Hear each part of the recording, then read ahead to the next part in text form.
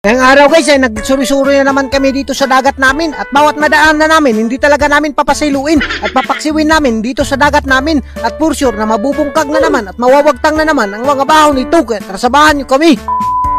What's up sa inyo guys? For today's video, isang napakagandang araw na naman at pupunta na naman tayo daan dagat at nagsima-sima na nga muna ako ng kape dito. At ayan na nga, pagkatapos kong mga pi ay tiningnan ko muna yung mga baboy namin dito. Hindi ko na mailaya na malalaki na pala yung mga baboy namin at pwede nang ibaligya. At sa puntong ito ay transisyon na nga tayo at nakabihis na tayo at initsa na nga yung nabahiwagang bag natin. Flex ko nga pala yung napakamahiwagang bag namin na palagi namin ginagamit at hindi talaga nababasa. Kung gusto nyong bumili dito ay tingnan nyo lang TikTok shop namin. At sa puntong ito ay nagdali-dali na kagad kaming bumiyahe. As you can see naman yung agihan guys, napakalugsong talaga at may nasugat pa kaming motor. Mag-ingat ka kol, baka magdasmagan tayo at sa hospital na tayo nito mag-food trip. At sa puntong ito ay umabot na nga kami dito sa dagat namin na napakaganda talaga. Ito nga pala yung parkinganan dito sa aming dagat. At ayan na nga, as you can see naman guys, hindi na kami nagpadugay-dugay, talagang dumiretso na kami dito sa dagat namin. As you can see naman guys, nakabuklat na kagad kami ng trapal, transition na kagad kami. At sa puntong ito ay nagsuri-suri na kagad kami sa dagat namin at may nakuha na kagad akong napakaraming saang.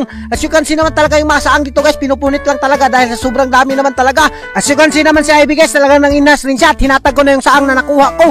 At ayan na nga, may nakuha pa nga akong buta-buta dito. Ito yung tawag sa amin na napakasarap talaga yan kunin. At ayan na, kung nakikita nyo naman guys, napakalinaw ng tubig at andali mo talaga makita yung saang. At sa puntong ito ay nakita ko sa angkol dito na may tamaya at talagang kinuha ko na at binili ko na. As you can see naman guys, ang ganda talaga ng ngiti ni angkol at sobrang nalilipay na siya dahil binili yung kuha niya. At ito nga pala yung number 1 panginabuhi dito sa amin. At ganito talaga dito sa amin, diskarte lang ng diskarte para mabuhay at wag mong pansinin kung sino yung mga humusga sa'yo dahil hindi naman nakakain yung mga panghusga sa'yo. Ganito kami dito at talagang naglilipay lang kami kung ano yung meron kami dito at kontento na rin kami. Ganito lang naman yung buhay natin. Kaya kayo kung anumang blessings ang dumating sa inyo ay maging kontento lang at maging masaya lang sa buhay. At sa puntong ito ay umabot na nga kami dito sa trapal namin at binubo na nga yung makuha namin. As you can see naman guys, talagang binilisan na ni Ivy paghinlo dahil nagugusla at nagugutom na daw siya. Kung nakikita nyo naman yung mga tamaya guys, papaksiwin lang natin yan at ibubutang na natin sa kalderin. At sa puntong ito ay nagulat ako at nayayay pa talaga si Ivy at kawawa naman si Ivy at ako'y nalungkot talaga dahil nayayay siya. Kaya naman sa puntong ito ay pinulihan ko na talaga siya paghiwa dahil ayaw kong masaktan yung aking Ivy. As you can see naman guys, hiniwa ko na talaga yung mga lamas dito na isasagol natin sa paksiw, yung mga ahos, luya, bumbay at iba pa.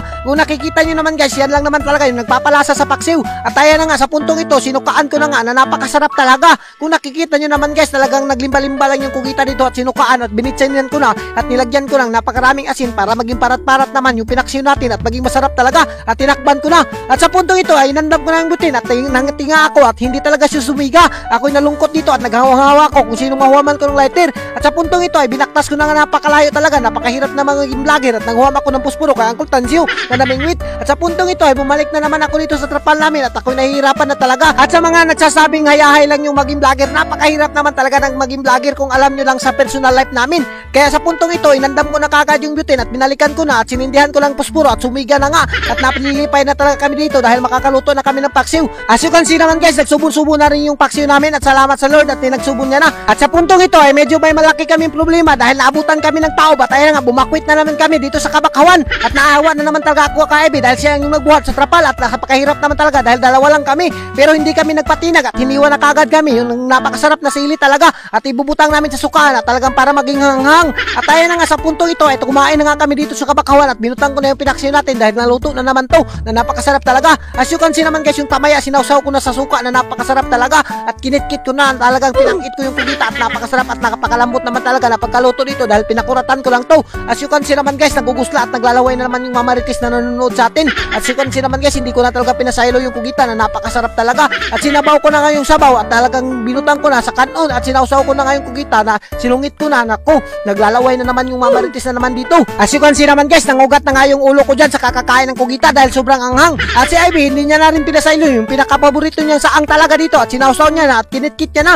Alam nyo ba guys, ganitong buhay lang talaga dito sa probinsya, napakasaya. At kung umabot ka sa video na to ay mag-comment ka kung taga saan ka at para malaman na rin namin kung giganahan ka ba sa aming video. At wag mo na rin kalimutan i-follow yung aming page. At sa puntong ito, hindi ko na nga pinasaylo yung kuyubot dito at kung ganito rin yung tawag sa inyo, mag-comment kayo. At ayan na, kung nakikita nyo naman guys, binutang ko na sa kanon na napakasarap talaga at sinungit ko na. Nako, talagang naguguslaan naman kayo dito at lalo na sa mga OFW na hindi makauwi sa kanila. Shout out sa inyo, mabuhay kayo hanggat gusto nyo.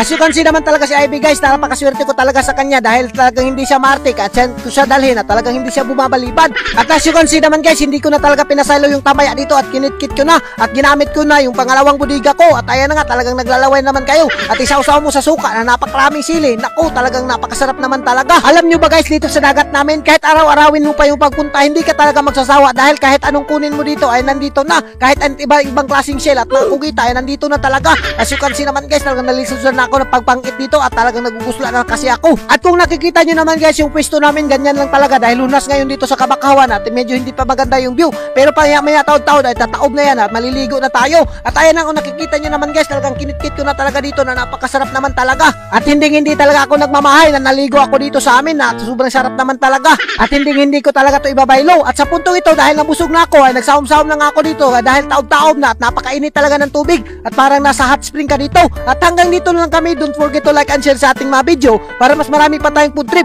Thank you and God bless you all. Mabuhay kayo.